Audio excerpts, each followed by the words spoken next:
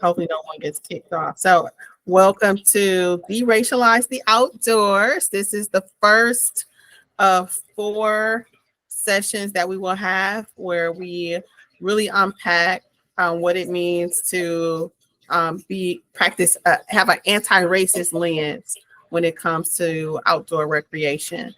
I'm Rhonda Hill, and my co-facilitator is Judnard Henry.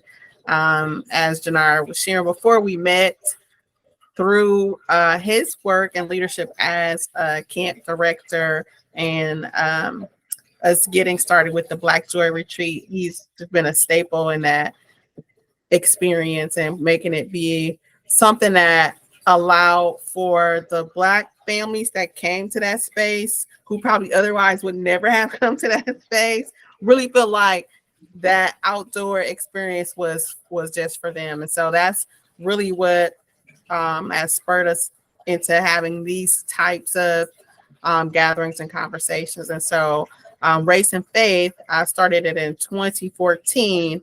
And when I started Race and Faith, I was doing a lot of anti-racism courses and such for religious groups, particularly Christians, particularly white Christians. And so when 2020 came with the pandemic and the racial unrest and the assaults against, of course, ongoing assaults against Black folks and Black bodies, but then we had the ways that COVID-19 disproportionately impact Black communities, Native communities. We had the violence against Asian Americans with the president at the time using racial slurs like kung flu, making it worse. And so that really pushed me to take my work and not only just focus on educating white people about racism, but saying, what can I do to address issues of racial trauma and the ways racism impacts people of color, and how can I facilitate healing there for people of color? And so that's how we even got to having the Black Joy Retreat, which then rolled us into these types of conversations. And so this has really been a way that Race and Faith has continued to evolve as an organization, as I'm evolving myself. And so I'm so glad to include it at outdoor recreation and these types of conversations to our work, and seeing it as a way to promote healing and address racial trauma and how that does impact people of color, particularly looking at Black people. And so as we continue and have this conversation tonight, Judnard and I, we will be talking from a Black perspective and experience, but of course, we're not speaking for all Black people either. We don't want to fall into that trap and pretend that we know everything that a Black person thinks and or needs. With that, we invite you to reach out to us. Our information is here. Of course, follow us, like us, share with all your friends.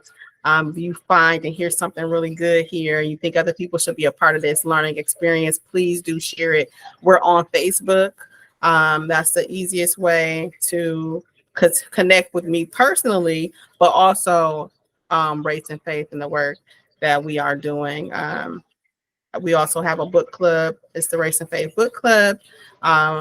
We haven't put up forth our next reading yet, but the last reading we did was How the Word is Passed. And so we try to read books together. So sometimes people think, oh, I should have the whole book read when I come. Like, no. I felt like reading the book together was a way for me to actually read the book and to actually get through the book. So we read a couple of chapters per week and discuss them that way. Judnard? Yeah, so our time together, we will be having 4 different courses, this one being the first of the 4. And so we have some series goals that we want to kind of make sure that we achieve during our time together as we spend, close to 4 to 5 hours, if not more than that, together on these Thursday calls. So some of those series goals include kind of explaining what the race and faith framework looks like.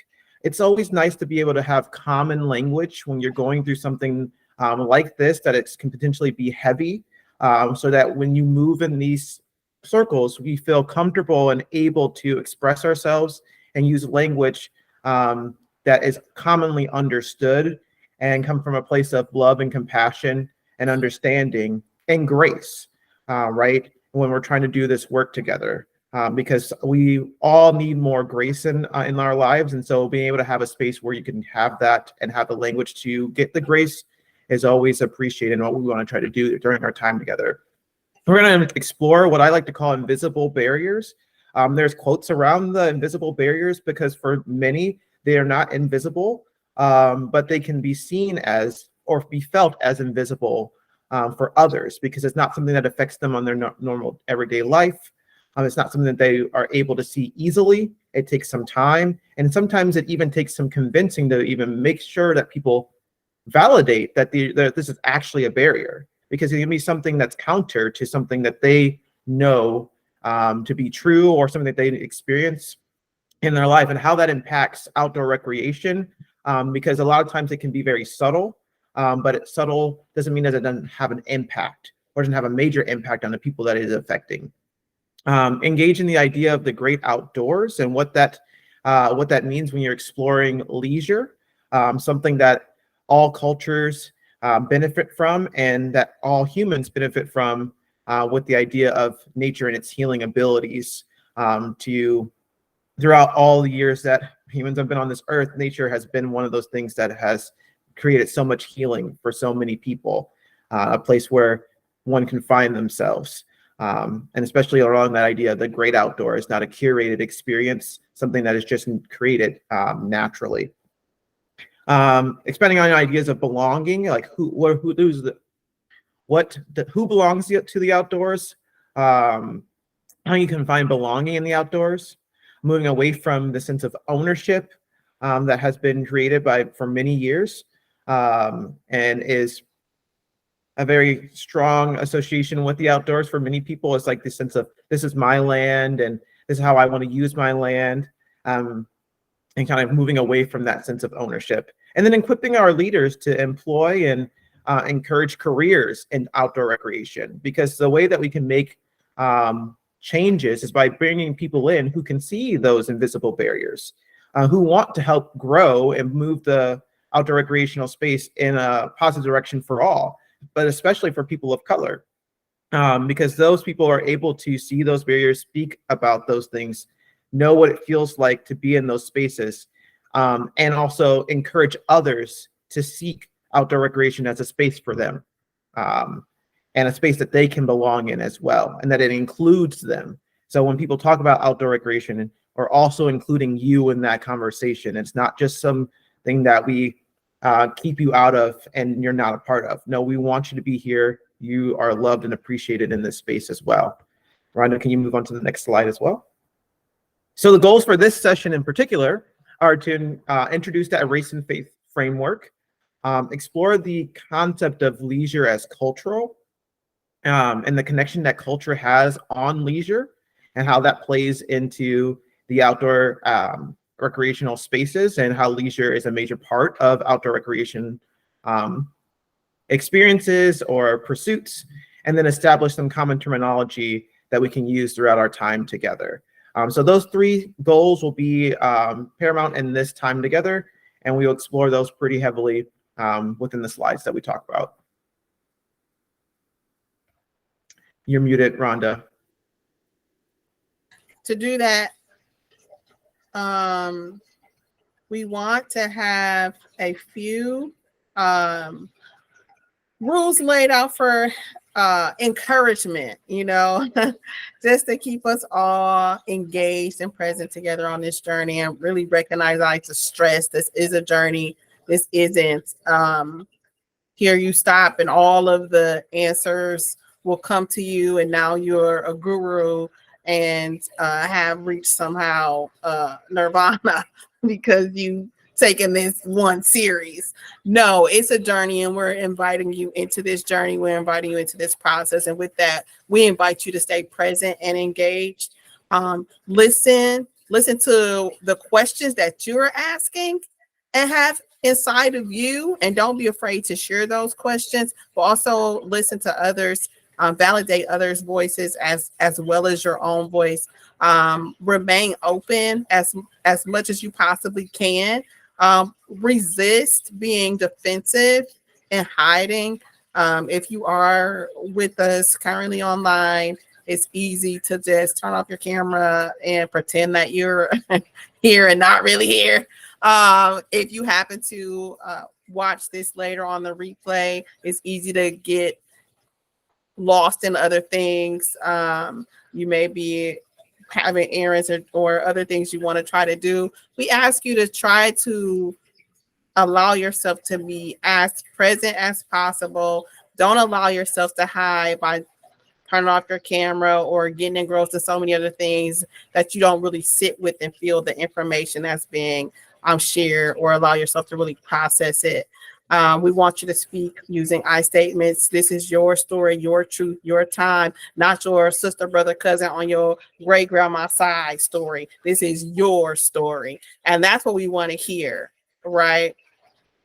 We don't want to hurry the process, though. We know we have a time limit, right? We won't be here all night with you. But part of that is saying we're going to give ourselves permission to sit with this. We're going to give ourselves permission to stay on the journey. We're going to give ourselves permissions to go back and watch the replay, to pause, to do whatever we need to do to get into the lesson that's being shared and what's being presented before us. We won't have closure at the end of our time together. Again, we won't have all the answers, but of course, we've started us down a process, and you may get uncomfortable at some point, and that's fantastic. I always tell people, what's comfortable about racism? I didn't know it was supposed to be comfortable. It never felt comfortable to me. So I don't know why people think they should come to a conversation that's talking about racism and be comfortable. Okay. So allow yourself to be okay with being uncomfortable. And that part is just being humble. Like these conversations are lessons in humility for us all, and then particularly for white people. And that's okay. We are going to keep what we hear and say here together in this group as we're creating community. Feel free to, again, ask questions, type in the chat box, however you need to get things out there. We'll try to pay attention to that as much as we can. And again, you can always email myself or Judnard later, and we'll continue to engage, right, in conversation with folks. So again, racism, it is pervasive, even as it relates to our understanding of outdoor recreation and leisure. It's in everything and everywhere. And it's for us tonight and in the weeks to come to just kind of unpack that and start showing how racism shows up in something as what would seem as untainted as outdoor recreation. So we like to really get people to join in. That part of staying present and engaged is just reminding people that, yes, I'm giving you information, but we're more than our minds. I've been a part of a lot of anti-racism trainings. I've sat through a lot of them. I've provided a lot of them. And a lot of times people think that if I just give you information, if I just feed your mind, then you'll stop being racist. Like people are racist because they don't know things. No, it's a lot of very smart people, educated people, a lot of people in the know who are still indeed very racist. So it's more than that. And we're guided by this text in scripture. Love the Lord your God with all your heart, with all your soul, with all your mind, with all your strength. We take that as our guidepost, inviting us to bring our complete selves to this conversation. And that text is bring all of who you are as you into your relationship with the Lord. We're taking that and saying we're going to bring all of who we are into this conversation, discussion about racism. We don't have to fragment ourselves. And once we do that, if we can do that, we allow ourselves to be fully present and fully enter into that, we can start to see a real shift and a change. And so when we look at that, we talk about that as looking at our heart, as we have this conversation, what are you feeling? What's coming up for you? If we think about what is happening in our mind, what thoughts are we having? What questions are coming up for us? What else do we feel we need to know? What our soul like to say, how is this stirring you? How is this playing with your morals, your ethics?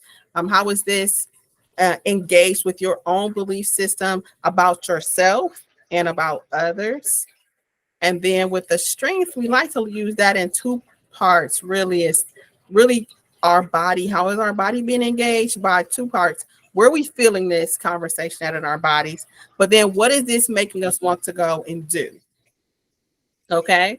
And so I will just have a little exercise to help you think about what's your point of entry. How do you where do you first go? Some people will say, I'm a heart person. I lead first, with my heart. Or some people are like, act first, think later. Who are you? So I'll give you this scenario and you let me know where you go. You can put that when I wrap up the scenario, you can just type it in the chat box.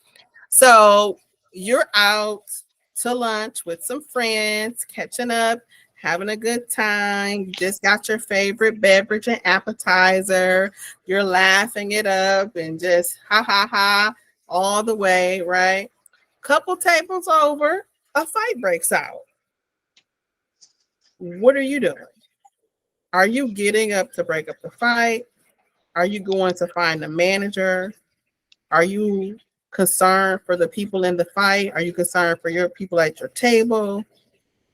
Are you judging the situation? Like, who raised those people? Don't they know better? Don't they see kids are here? Are you in that what we call that soul space? So when you first heard that example, where did you go? Just put that in the chat box. Heart, mind, soul, or did you go into the body spot? Okay. Yeah. A lot of people, I've heard it, to my surprise, I've had enough people that says, I'm breaking up the fight. I said, oh, okay. To my surprise. So some people are definitely taking action and trying to get in there and break up the fight. And I think that's a little bit of like that action soul space, because you feel like you made some judgment that this needs to end and you need to be the one who ends it. But a lot of people are, when they are in the mind space, they are trying to route out the exits. They're trying to map out how everybody's going to get out and be safe. I've heard that. Wherever you first went and however you went there is fine. In our process, we want you to pay attention to that, because that may be where you are through this learning, is that maybe you gravitate to that soul space first, and that, or the heart space, or the wherever, that's fine. But we say challenge yourself and go and say, okay, if I'm in my heart, what's going on with my mind? If I'm in my mind space, what's going on in my soul space? What is my belief system telling me about this? If I'm in my soul space, okay, what is this making me want to do? So wherever you may go, just challenge yourself to lean into something else, lean to another area, check in with yourself. This is how we're inviting you to stay more fully engaged. And we'll have times where we'll pause and we do something called a quadrant temperature check. It'll come up on some slides later. Where we will just pause and take a moment and just say, okay, what's going on with you right now? Sit with that, and we'll give ourselves a minute just to lean into that. And this is the race and faith framework, what we use and what we think helps to cement our work really in helping people bring all of who they are into this conversation, really start to process and think through those 4 windows and feel and act. Especially in the belief space. So a lot of times when we're having these conversations about racism, people tend to fall into these areas of either equality, equity, or justice.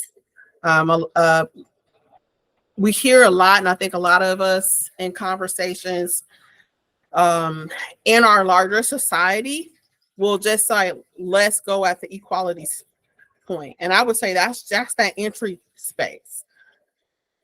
Well, that's where we just first get into recognize that, okay, something is off. Some things not right.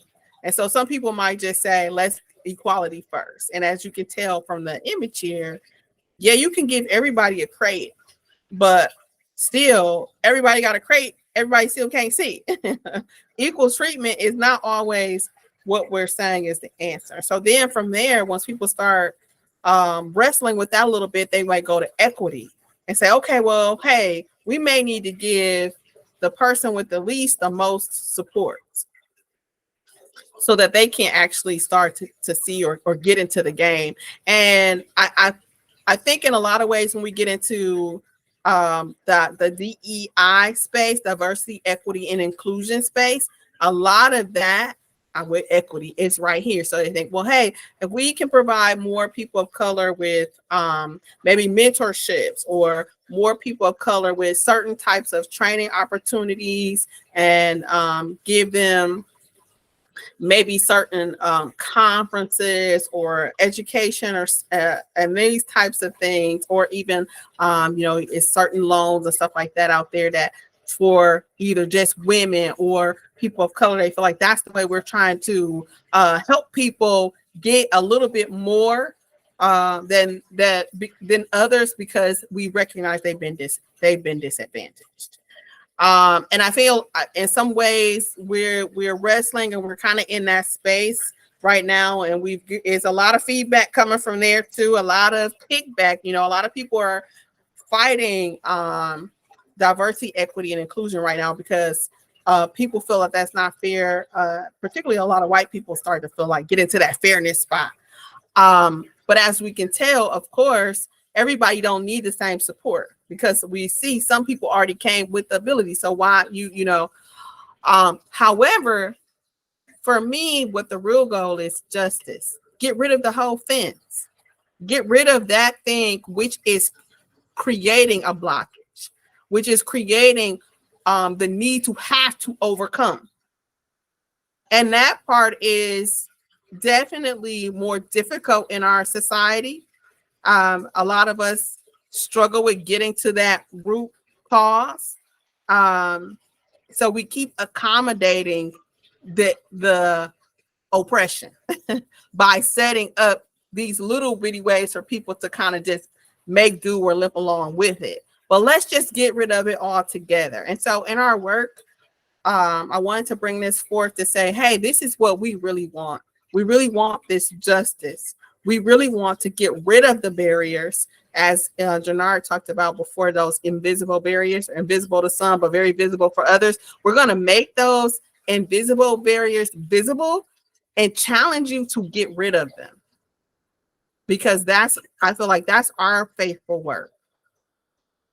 Okay. And so as we do that together, we have to get into creating some common terms, and we're going to do common terminology every week. We're going to introduce new terms because I think that's important for us to grasp those key parts of what we're talking about, and to challenge ourselves and get into that space of creating the kind of change that we really want, that will help us create justice. And so with the first term we want to bring up is institutional racism. A lot of times in our country, when we're having conversations around race, we're definitely not talking about the same thing. I hear people are talking about a lot of stuff, and it ain't racism. They might be talking about prejudice. They might be talking about stereotype. They might be talking about a discrimination. And so I find myself a lot of times trying to point people back to what is actual racism? What do we mean by that? And then particularly here, we're looking at, for our conversation with outdoor recreation, this whole field, we really want to look at institutional racism. Institutional racism, if you can see this picture here, it has these interlocking gears. It's how all of the systems work together in our country that creates an advantage for whites, while at the same time disadvantaging other people of color. So it's all these systems at work that work and flow together that creates these institutional systems that support white flourishing, while at the same time create a disadvantage for and oppression for people of color. So when we think about a little bit, we'll talk a little bit about how this looks in outdoor recreation today. It's welcome you to think about what systems are at play. What systems do we need to think about in this space of outdoor recreation, and how are they working together to keep racism institutionalized in outdoor recreational space? So oftentimes when people have conversations about racism, they just come at it from one thing, and it's really on a personal stage. It's like, well, Judnard did something to me, so now Judnard is a bad person. And that's the scope of their understanding about racism, this interpersonal engagement. You either said a racial slur, or you fired me, or we look at even how we talk about policing, we'll say it was a bad apple. It's one bad apple in a police force, so let's just fire that person who did this brutality against a Black person and it's fixed. No, that's because you're engaging racism from a personal one-on-one perspective versus as looking at it's an institutional issue. So if you looked at policing as an institutional issue, then now you can't just go with the bad apple myth, right? It's like I have to look at every aspect of what's happening here that's allowing and creating this to happen. And so as we look at outdoor recreation, that's our challenge today, and in the weeks to come, and hopefully beyond, to think about, well, what's at play that's keeping us locked into a space where it seems that white people find the outdoors more comfortable, inviting, accessible to them, while other people of color, particularly Blacks, say like, I don't fit, I don't belong, that's not for me, or that's something that white people do. Okay. Judnard? Yeah, so our next term will be wildland recreation. In the sense of wildland recreation is the idea of they're like levels to recreation. And so the wildlands are more so dependent upon natural resources in their natural state. They're not a curated or human influence experience. It is one like our state, some of our larger state parks or even national forested areas that have little to no human interaction. You can just go out and be. While we do need to have some human interaction to be able to traverse some of these areas safely, most of these wildland recreational areas are mostly dependent on the natural resources that are in that space, and making sure that people are able to experience them in their natural state without having to have dictation on how that experience is had, what goes on in that space. It's very much open for all to experience, or that is at least the goal of wildland recreation. And throughout our time together, you'll find that that's not always achievable with some of these invisible barriers and some of the institutional racist steps taken to make it not as easy for everyone to enjoy these different spaces. I'd like to add on to Rhonda's point about institutional racism. I think a lot of people think about racism as an active and intentional process, and not as sometimes a passive and unintentional thing that happens just because we are not aware of the effects that may have on other people, because we haven't valued their way of life as equal or as the same as others, because there's been a standard that's been created. And how do you not know the standard of how we interact in this space? How do we interact together in these kind of spaces? And there's no room for that to be varied and different, and different sometimes causes friction. So in our outdoor recreational spaces, there's definitely a lay of the land on how people should move and interact. And sometimes that's for safety reasons, and sometimes that's just to keep that space what the dominating culture wants it to be, how it's being viewed, and how it's taught to them to be, how you're supposed to move and interact in these spaces. So there are generational things being passed down, And so it's not necessarily an active pursuit to continue to keep things in a racist state or continue to push racism as a forefront, but it just kind of happens because no one knows what barriers are being created. So that's what I have for wildland recreation when we're thinking about those spaces outside of areas of like parks and things that are around in people's natural areas of living, more outside of that. Yeah, and that leads right into the conversation on the great outdoors, which refers to that wildland space. You see, I have a picture here of John Muir. So John Muir and other outdoor enthusiasts like him, part of coining that phrase, the great outdoors.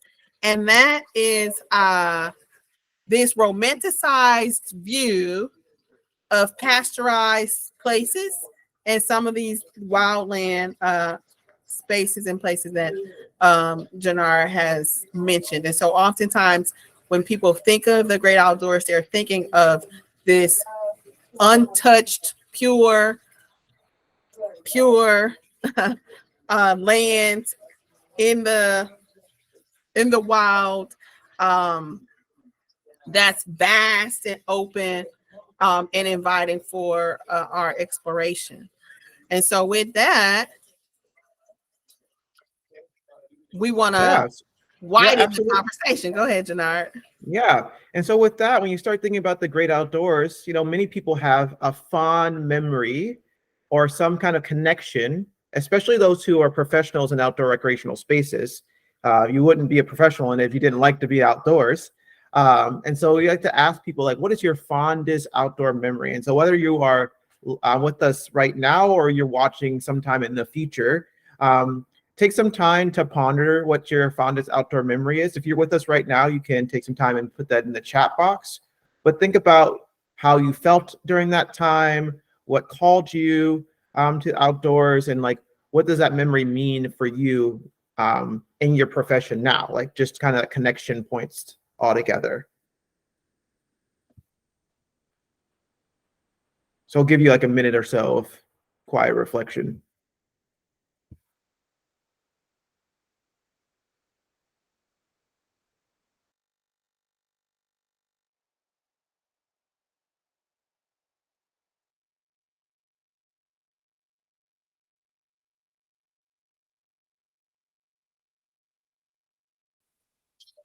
All right, so I hope that you took some time to think about what your fondest outdoor memory was, and I hope that brought back some joyous memories and put you in a nice spot.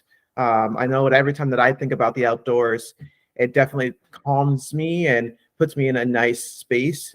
Thinks about simpler times. We're going to move on to the question that you see up on the screen now. After you thought about that fondest memory, do you ever question if the outdoors or the great outdoors was for you? This sometimes is a question that comes across for many people of color. And it's come across for me, whether or not the outdoors was for me. Is this a space created for me? Am I supposed to be here? And not always is it about just safety. Sometimes it is a major concern about, am I safe out in these spaces? Even now, I'm an avid bird watcher, and I will go out to parks and things like that. But I make sure that people know that I'm avidly bird watching. A tall, young black man with binoculars can sometimes be seen as a threat, and so I make sure that I have my bright colored book with my birds on the outside of it stickered up, and am in active places for bird watching for the bird watching community. But think about, have you ever questioned, is the great outdoors for you? And you can feel free, if you want to add something into the chat bot, that's fine, but this is more so like just a contemplative question as a way that we can feed into the video that we're going to watch next.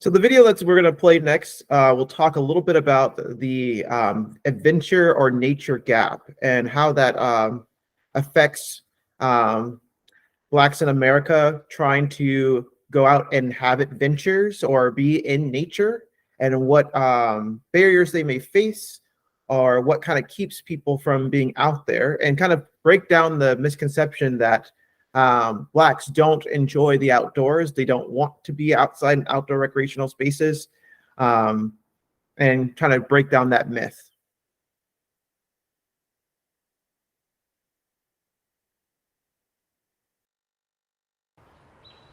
My parents actually honeymooned in Yosemite.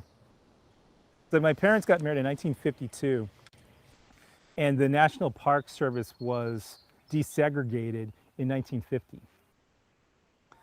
So there's a good chance that they could not have gone there a year or two before they got married. My name is James Edward Mills, and I'm a freelance journalist and independent media producer. I'm based here in Madison, Wisconsin. My book is called The Adventure Gap.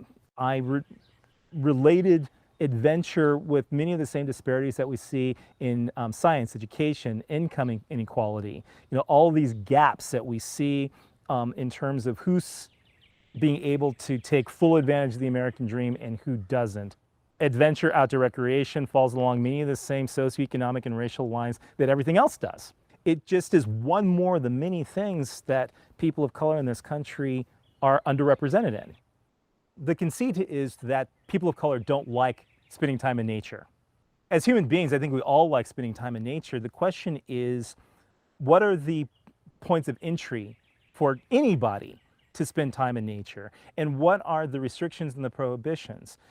And many of them are physical, just in terms of sheer proximity, but those proximities are actually culturally designed.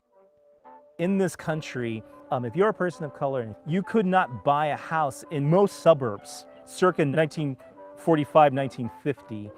Back in the city, the wind blew soot in your face. Out here, it smells sweet. So it's not just a matter of not wanting to spend time in the outdoors. I mean, there were people who were literally forced to live in cities because they couldn't live anyplace else. The notion of going outside in its inception is incredibly privileged. Some of us prefer the quiet stroll along wooded pathways, while others prefer the challenge of an exclusive view.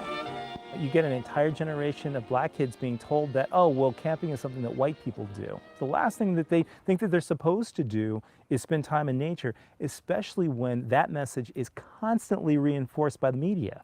And so the outdoors basically becomes this place where white people go to do white people things. You also still have the notion that if you're a person of color and if you find yourself in an area where someone thinks that you don't belong, there's a good chance that someone's going to hunt you down. Ahmaud Arbery, was running down the street, technically for his health and wellness on a bright sunny day in Georgia. Breonna Taylor is a frontline COVID-19 medical worker asleep in her bed, and she was shot by law enforcement. If they can happen on a city street, in a private home, outside of a storefront, why couldn't they just easily happen in a national park? Why couldn't they just easily happen on a hiking trail? I think that in many ways, spending time in the outdoors, going camping, going climbing, going skiing, is a profound act of defiance. So that you are basically telling them that I know you think that I don't belong here, but I'm telling you that I do, and I'm going to be here anyway. 2010 was the first census data that indicated that we are rapidly becoming a, quote, minority-majority nation. A broader preponderance of people of color will be the majority of the population, supplanting white people. What happens, if a majority of our nation has no affinity for nature? What happens if 55 or 60% of the population believes that they don't have a place in the outdoors? How long will Yosemite last? Will we decide that we would much rather extract energy from our national parks than conserve the natural resources? The notion of making the land available to everyone is indeed a fabulous idea, because it is an excellent expression of what democracy is. And I'm really hoping that people will say, well, you do belong here. I see you. I acknowledge your humanity. I recognize your right to be in this place every bit as much as I believe that I have a right to be in this place. And I hope that you'll let me stay too. I think that that's really what I believe that can come out of this moment, where people will be able to say, now is the time to change. And let's hope that we do.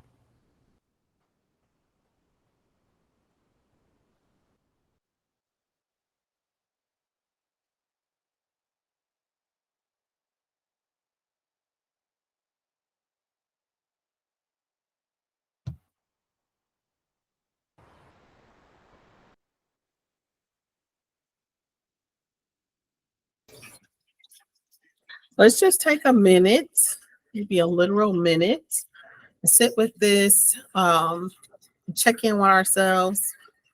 What's happening for you right now? What's most alive for you right now? Are you in your heart right now? Are you in your mind? Is your soul being stirred?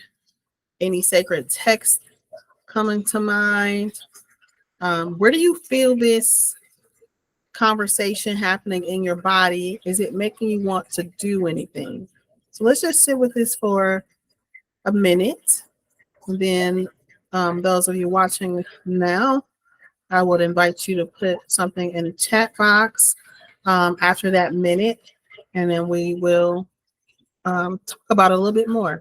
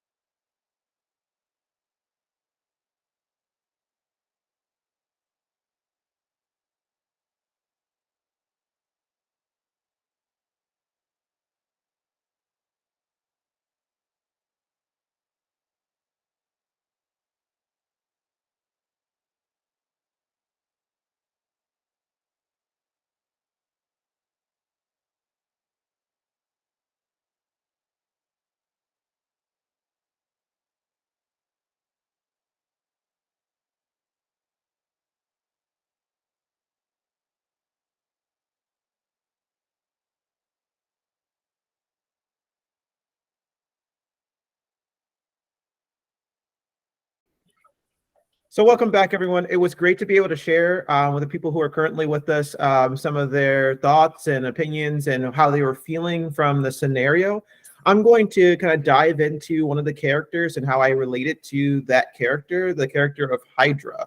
Hydra is a Black program director, similar to the role that I currently serve. And some of the things that Hydra did or was aware of are some of the things that I am also aware of because of culture.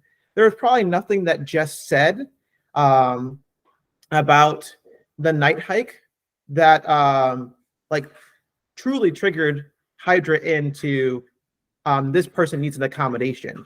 But it was just probably the way that Jess was reacting, going on, and knowing Hydra probably is the one who wrote that packing list and talked about having flashlights on camp and bringing it around and being able to have that when it's dark, knowing that that might be something that would be great for the Black campers who are coming to camp, or anyone who's coming to camp who has never been outside in the wilderness before. And then seeing that camper, being able to console them and say, you can go ahead and bring your flashlight with them, with you on that opportunity.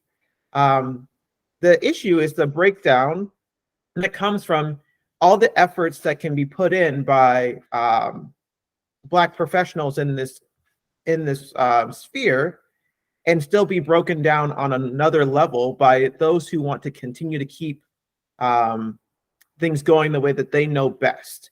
And it's never, sometimes it's not malicious. Sometimes it is just, well, this is how I was taught. This is how I learned how to do this. I'm confused about what I need to do. I have the expectation of the campers who've been returning for a long time. And I have the expectation of this camper who brought this flashlight. Where did they learn to get this flashlight from? how am I supposed to do this? And trying to keep, as soon as there's a breakdown, all those efforts can go out the window and you can start from square one again. And Hydra has to take on most of the brunt of explaining why we may want to be able to let children bring flashlights on the night hike. It may be new, it may be different from what has been done before, and may receive backlash of, well, that's not how we've done that, or that diminishes the activity and dismantles what it's all about, when really we're just trying to bring new perspectives and allow a camper to experience the fun of a night hike in the way that they most relate to. So that's kind of my perspective of connecting with Hydra and trying to figure out how they could move in that sphere and both accommodate and make their staff understand the perspective of the camper, of Jess, and also work with the campers who have been there for years, seeing it in multiple different ways, seeing that both and experience. Because the experience probably wasn't any lesser if Jess got to hold her flashlight. There's plenty of darkness to go around. So, or get a red flashlight, right? Maybe that was something that could be implemented to help with both the night vision and the darkness, meeting kind of in the middle there.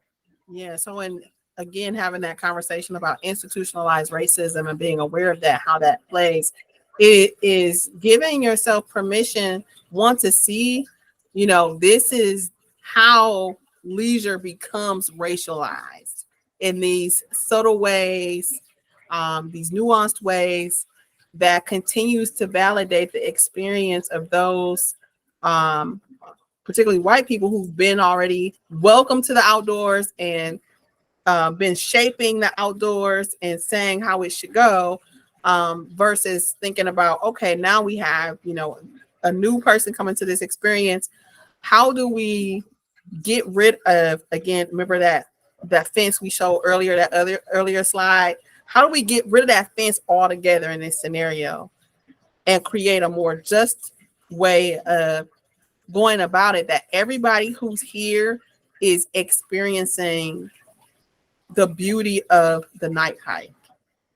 And it's not a diminishment to anyone. And that means you have to look at all the different systems at work, not just that Hydra, not just that Fern, not just that the campers who've been coming to camp for years and have a certain expectation, and not even just the new camper, but how do we look at all of those systems and say, like, okay, how are we going to make this experience work for everybody? And oftentimes, not that a person's trying to be malicious at all, but when you haven't had to really think about what it means to really be welcoming and accommodating to people of a different cultural background, people who enjoy leisure differently, or who may not have experienced your leisurely activities, then you have to say, like, okay, it may be some things that I've been taking for granted, or some ways of thinking that I have at play already, that I've normalized, that it's not really normal. It's only normal for me. It's not normal for everybody. It's normal for my culture. And I think it is just recognizing it's room. We make room here for everybody. It's not saying don't have the night hike, which is unfortunately what happened in that scenario. Just just to forget it. Let's not do the night hike at all. That's not what we want to do. We want to expand. We want to grow. We want to be able to figure out how to make this a experience where everybody can feel like they're enjoying it. So I'm glad that you all took out some time to be with us today. As we wrap up, we're going to wrap up with a final invitation to check in with ourselves, with where we are at right now. What are we thinking? What are we feeling? How is this information really speaking to us right now? So I invite you to check in with your heart, with your mind, with your soul, with your body. What are you feeling? What do you need to know more about? What are you thinking about? How is your soul being stirred? How is this playing with your belief system? What are you believing about yourself? What are you believing about others in this? What is this information making you want to do? And where do you feel this at in your body?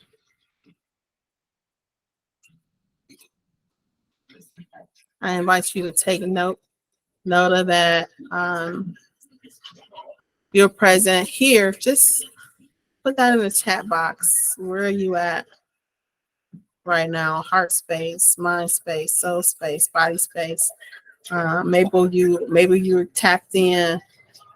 If you know most of our time you've been in your heart, maybe check in with your mind. If you've been in your mind most of the time, maybe go in and check in with your belief system. What am I believing about myself? How am I being informed? How am I being guided by my morals? What is this? If you're in that space, maybe check in with things like, what do you want to do? What's your body telling you?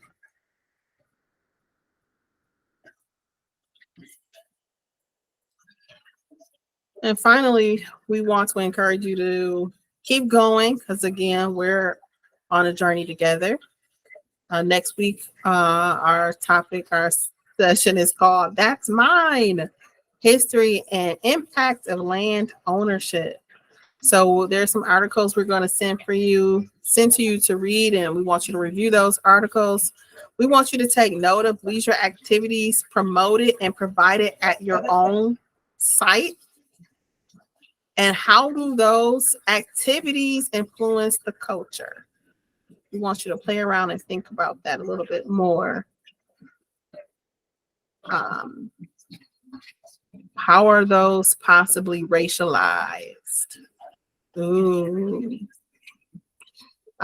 So I want to thank you for your time tonight. Thank you for paying attention and coming to this series.